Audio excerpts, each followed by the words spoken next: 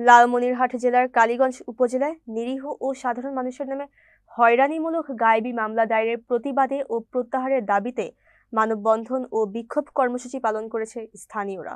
বৃহস্পতিবার লালমনিরহাট বুড়িমারি মহাসড়কের শ্রুতিধর বটতলা নামক স্থানে ৩ ঘণ্টাব্যাপী এই মানববন্ধন ও বিক্ষোভ কর্মসূচি পালিত হয়।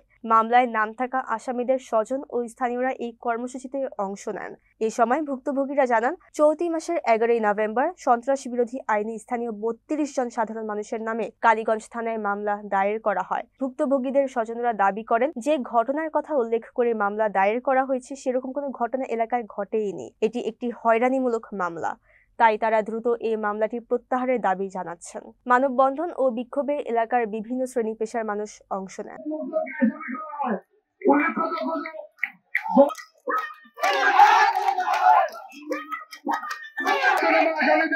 তালিকা করা বাড়ি বাড়ি গিয়ে হুমকি দামকি এবং